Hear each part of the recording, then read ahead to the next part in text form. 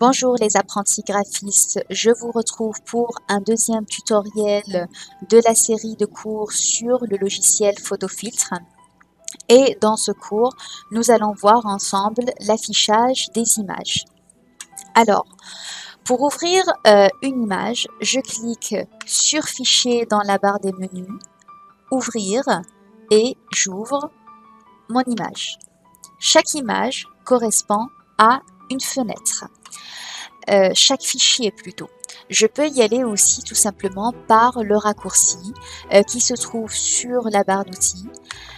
Donc pareil, je clique sur Ouvrir et j'ouvre une deuxième image, un deuxième fichier, donc une deuxième fenêtre. Je peux également créer une feuille vierge sur laquelle je peux travailler à ma guise et ça consistera en une troisième fenêtre. Ici, dans la barre des menus, nous avons la catégorie fenêtre qui va nous afficher donc tous les fichiers ouverts et donc toutes les fenêtres ouvertes.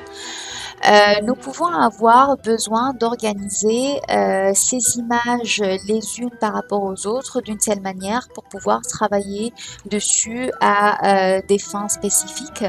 Et à ce moment-là, nous avons trois possibilités.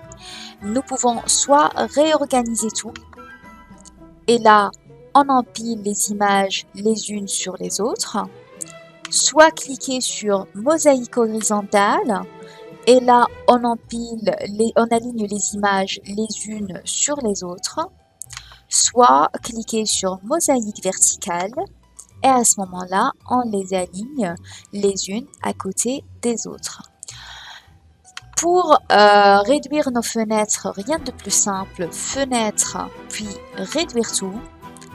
Et si je veux les restaurer, je clique sur restaurer tout. Pour fermer une fenêtre, alors où on y va à la manière classique, traditionnelle et rapide, je clique sur la petite croix rouge ou j'y vais par le menu fichier et je clique sur fermer si je veux fermer juste cette fenêtre ou sur fermer tout si je veux fermer les trois fenêtres. Pour ce qui est du zoom d'affichage. Le zoom d'affichage, on peut y accéder soit par l'icône qui est ici, qui ressemble à une petite loupe. Donc ici, ça nous permet d'agrandir l'image. Ici, ça nous permet de la rapetisser. Évidemment, cette icône n'est qu'un raccourci vers la commande qui se trouve dans le menu affichage. Donc, on retrouve effectivement mon zoom avant et mon zoom arrière, où on peut aussi y accéder en sélectionnant dans le menu déroulant ici le coefficient d'agrandissement.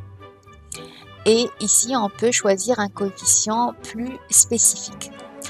Si je veux avoir mon affichage en taille réelle, c'est-à-dire mon 100%, alors j'ai le choix entre y aller avec le menu déroulant et sélectionner tout simplement mon coefficient d'agrandissement 100%, mais j'ai aussi la possibilité de cliquer sur l'icône affichage taille réelle, voilà, qui est évidemment un raccourci vers le menu affichage taille réelle.